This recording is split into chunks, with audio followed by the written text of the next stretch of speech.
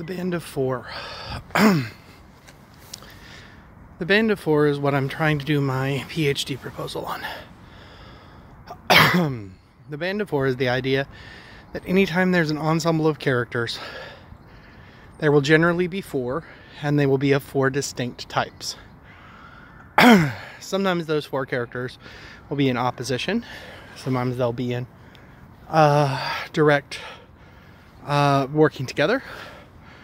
And sometimes they'll just have a common goal. But in Western cultures, the Band of Four shows up almost everywhere. Anytime there's more than one main character, which is usually governed by the hero's journey or the monomyth, you will have a band of four. So anytime there's a group, it's usually four. I'm not sure if it's just because people can handle four, or because it's natural because of our elements, or how we see things. I don't know. Neurologically, not sure why.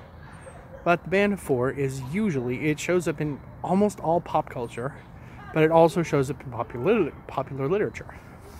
The Band of Four is, for me, the first thing that got me interested in the Band of Four was the Teenage Mutant Ninja Turtles.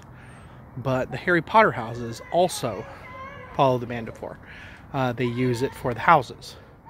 But almost any grouping of four will have a Band of Four. And they generally shake out into four distinct personalities or tendencies. They are the leader, the rebel, the smart one, and the fun one. So basically, your leader is the one for whom being in charge is most important. The rebel is the one who will often go off on their own, or at least be contrary. Sometimes, it depends on who's leading the story. The smart one will generally be in pursuit of knowledge, and the fun one will usually hope everyone can get along. So, for the Ninja Turtles, using Harry Potter terms, Leonardo is the Slytherin, which is weird for lots of people because the Slytherins are just the evil ones. But the Slytherins are the ones who are ambitious, for whom being in charge is the most important. The rebel is Raphael, who many people consider to be the pain in the butt. Most Slytherins consider Gryffindors to be pains in the butt. The Hufflepuff is Michelangelo, always seeking to have fun. And the Ravenclaw is Donatello.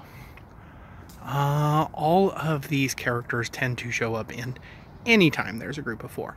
Even if the group of four includes, like, the villain.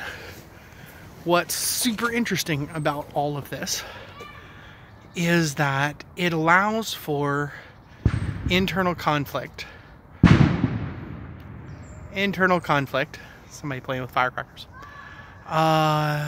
In a story, so that you don't have to keep escalating the threat. In most of our epic stories, like movies, like Dragon Ball, like Avengers, comic books, epic threats are what keep everybody occupied, because every time things start getting slow, there's an explosion, and oh, we have to go fight this bigger thing. And you keep ramping it up, and it's not sustainable over the long term. So the great thing about the Band of Four is that it generates internal conflict as the characters' motivations guide them to fight. Not necessarily fight like they would fight a villain or enemy, but fight each other in a way that is character building. And good stories are character driven. Many of them have character building through conflict with other characters. So the Band of Four is almost necessary in a serial story. That's a story that is not beginning, middle, end. But a story that's going to continue longer than that generally requires a Band of Four. That's the most basic of basics. I guess comment if there's any questions.